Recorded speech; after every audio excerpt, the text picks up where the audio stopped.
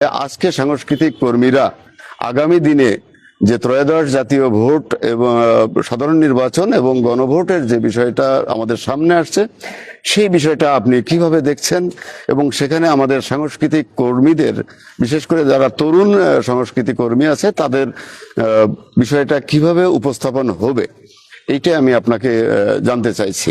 আচ্ছা, আসসালামু আলাইকুম। জুলাইতে আপনারা সবাই জানেন প্রায় 1400 মানুষ জীবন দিয়েছে। তারা কিন্তু কোনো নির্বাচন বা কোনো দলের ক্ষমতায় আনার জন্য কিন্তু তারা জীবন দেয়নি। তারপরে আমাদের যে হাদি ভাই এটা হত্যা হয়েছে আপনারা সবাই জানেন, তার বিচারের দাবিতে যশোরের কোনো আপনার সাংস্কৃতিক যে সংগঠনগুলো আছে, আমি নামগুলো বলতেছি ভাবে, উদিচি হচ্ছে আপনার যশোরের সবচেয়ে বড় সংগঠন। তারা কখনো হাদি ভাইয়ের বিচারের জন্য রাজপথে 2টা মিনিট পর্যন্ত লাভে নাই। কোনো সংগঠন আপনার হাদি ভাইয়ের বিচারের জন্য, প্লাস বাংলাদেশের রাজনীতিক অনেক মানুষ কিন্তু মারা গেছে, তাদের বিচারের দাবির জন্য কেউ রাজপথে নামি নাই। আর হচ্ছে আমার পক্ষে গণভোটে হচ্ছে আপনার আমার পক্ষে হ্যাঁ থাকবে।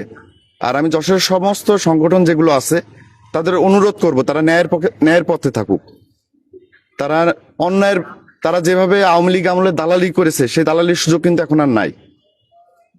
তারা যশোরের মানুষের যে আপনার ভয়েস সেটা হোক, একটা মানুষ অসহায় হয়ে কারোর কাছে বিচার না পাইলে তারা সেটা তুলুক।